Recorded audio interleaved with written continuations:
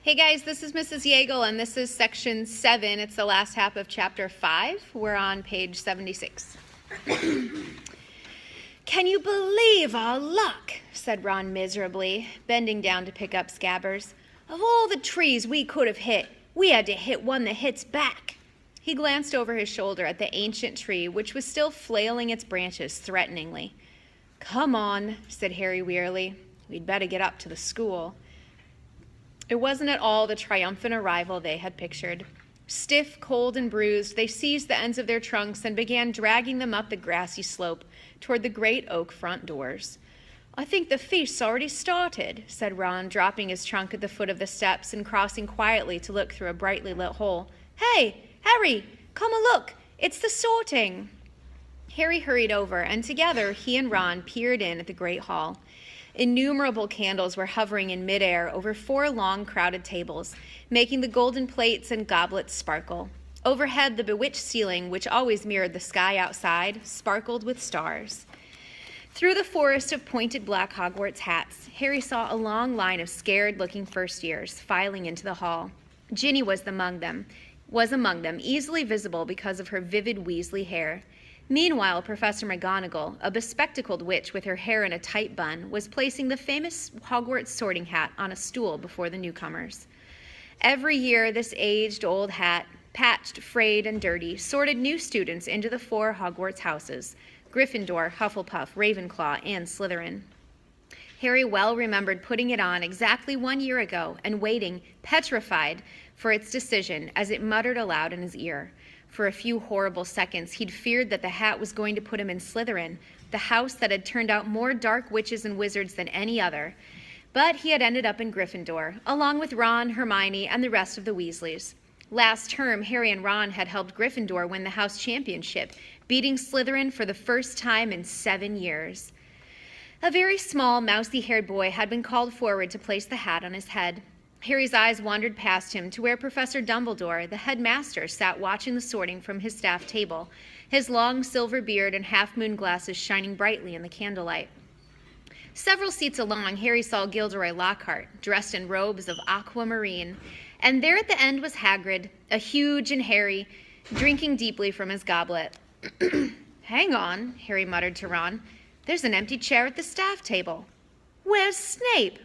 Professor Severus Snape was Harry's least favorite teacher.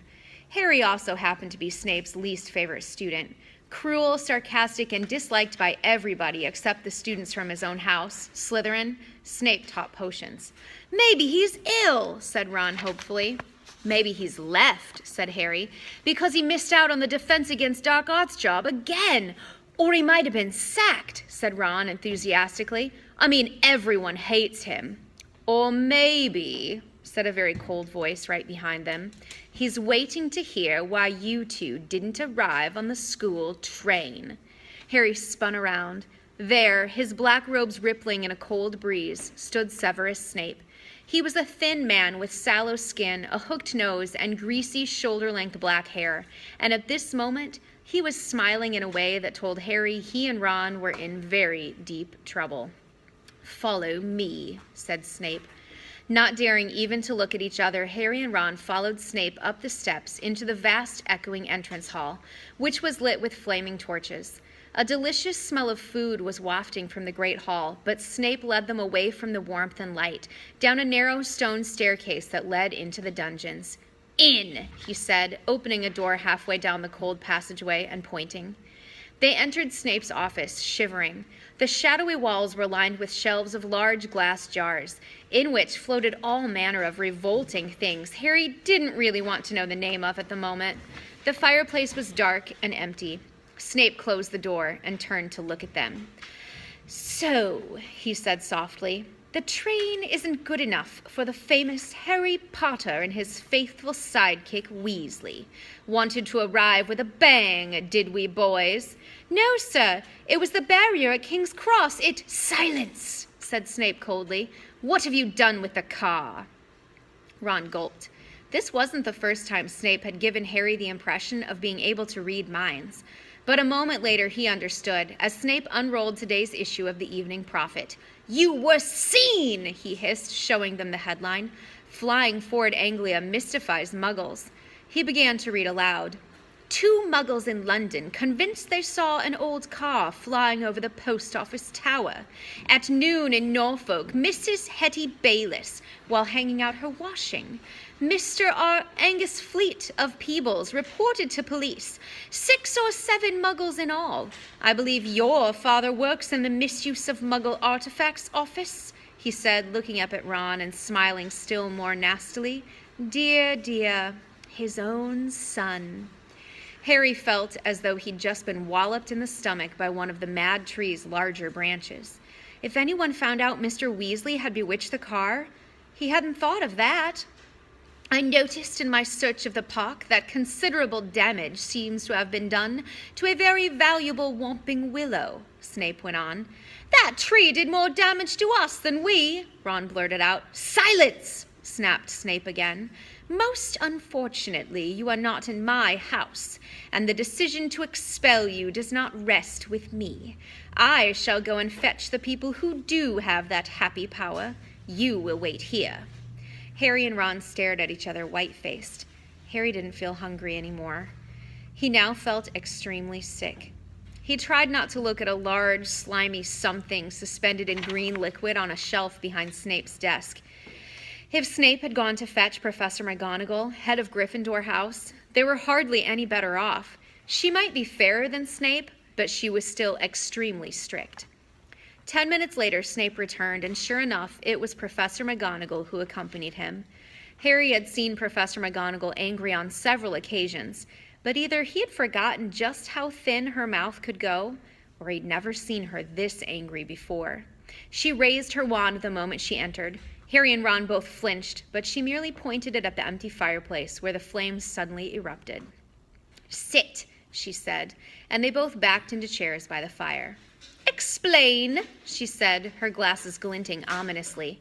Ron launched into the story, starting with the barrier at the station, refusing to let them through. So we had no choice, Professor. We couldn't get on the train. Why didn't you send us a letter by owl? I believe you have an owl, Professor McGonagall said coldly to Harry. Harry gaped at her. Now she said it? That seemed the obvious thing to have done.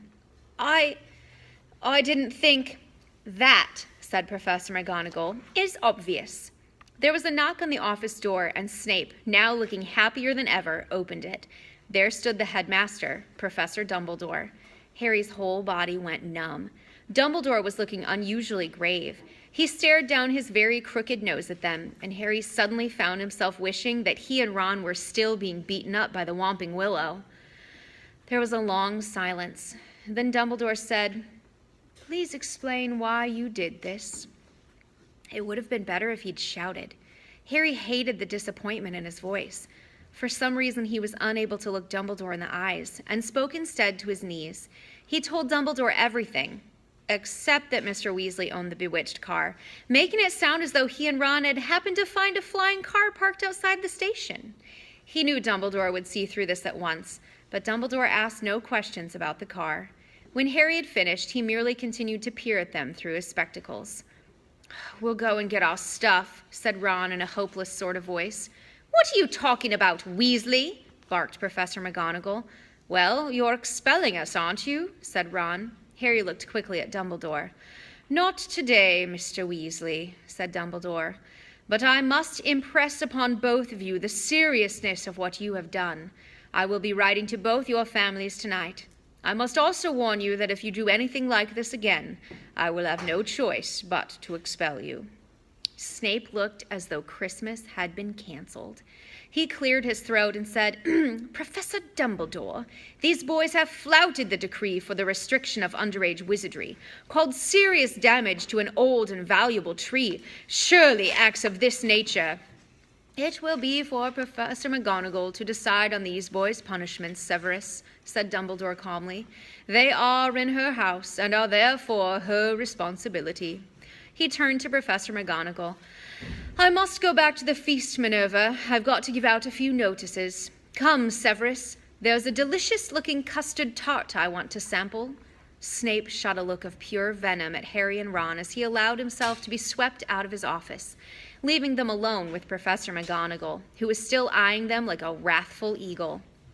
"You'd better get along to the hospital wing, Weasley. You're bleeding." "Not much," said Ron, hastily wiping the cut over his eye with his sleeve. "Professor, I wanted to watch my sister being sorted."